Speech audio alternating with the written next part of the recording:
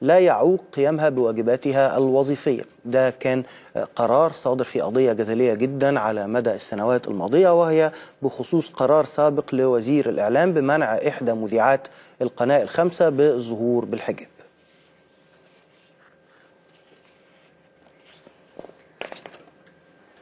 ومع بداية سنة جديدة النهاردة أول أيامها، طبعا في أحلام وتوقعات بالنسبة للمصريين إن السنة دي تكون مختلفة بكل المقاييس.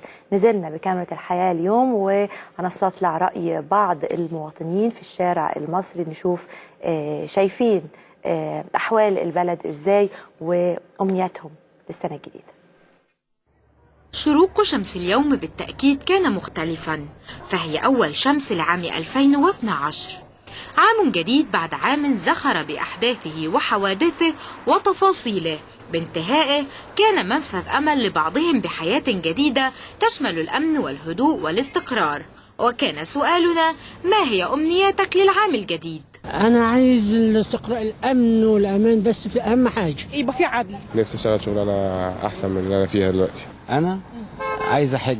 الاعتصامات تبطل، المظاهرات طبعا لحق مكفول للجميع، بس طبعا يعني يخفوا شوية. ولم نغفل ميدان التحرير ومطالبه الخاصة على اعتباره جزء فعال في كثير من مجريات البلد، فأعداده اليوم كانت ضعيفة ربما مقارنة بأي يوم مضى، ولكن لقانته أيضا أحلام تعين علينا الاستماع إليها. نفسي الاقي فيه مجلس انتقالي يجي، ما يكونش فيه حاجه اسمها انا ماليش ثقه في حد، او مثلا مجلس عسكري مش واثق فيه، او حكومه مش واثق فيها، والكلام ده.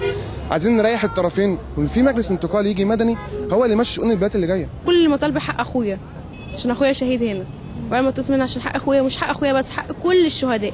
وبعيدا عما يتعلق بالوطن ولا أهم طبعا من الوطن، كان هناك من انحصرت مشاكله وأمنياته في معاناته ذاتها كل عام، والتي لم تتغير بتغيير الأرقام. فأزمة العيش، الأنابيب، المواصلات، الدعم، البطالة، السكن وغيرها على حالها هي ومتضرروها. ولا زيادة في المعاشات ولا زيادة في المرتبات، وتوعدنا بحاجات كتيرة مفيش حد بينفذ. عاوز اقبض قبض حلو، وعايز اعيش عيالي حلوه، عايزه المواصلات ترجع متعوقه تاني زي ما كانت. الدعم في الانبوبه، الدعم في رغيف العيش، الدعم في التومين. بناكل زباله التومين، زيت ريحته وحشه، رز مكسر زباله، يعني سكر تراب. فهكذا وببساطة يتلخص المشهد في الشارع المصري.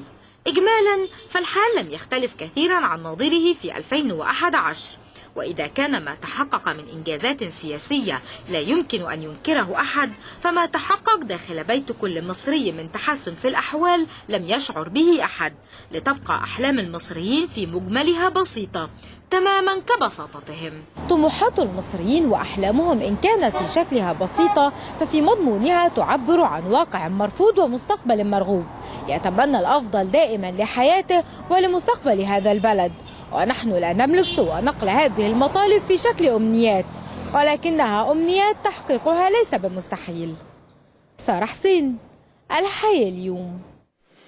بمناسبة الأحلام اللي ممكن تبقى وسيلة مواصلات يعني توصلنا في المكان اللي احنا عايزين نروح له، حلم بسيط جدا ولكن ما زالت هذه أحلام صعبة أن تتحقق، ولا يبدو أنه هيئة سكك حديد مصر بقدر ما تحاول. بقول لحضراتكم الكلام ده لأنه كان هناك احتفال بالعام الجديد من خلال سكك حديد مصر، من خلال تشغيل 12 قطر إضافي، 12 قطار إضافي تم إضافتهم اعتبارا من النهاردة، وكلها متجهة بشكل أساسي لخطوط الوجه الإبلي، بالإضافة لاستكمال إصلاحات باقي القطورات ومحاولة تحسين الخدمة.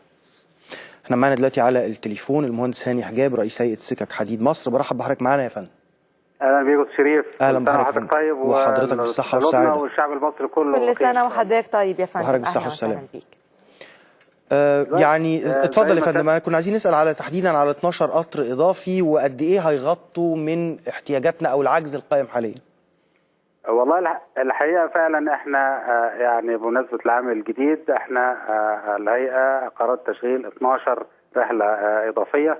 احنا عندنا على مستوى الهيئة 1100 رحلة يوميا بتقوم بيها قطارات الهيئة على كافة الخطوط.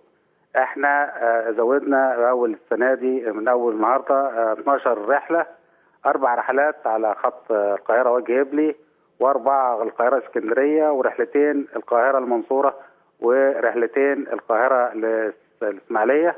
ده كله عشان نخفف العبء على المواطنين ونخفف من التكدس اللي بيحصل على قطارات السكه الحديد، لان دلوقتي معظم الركاب بيتجهوا لركوب قطارات السكه الحديد لاحساسهم بالامان وبالسرعه، وان القطارات بتقوم في موعدها وتوصل في موعدها لمحطات وصولها.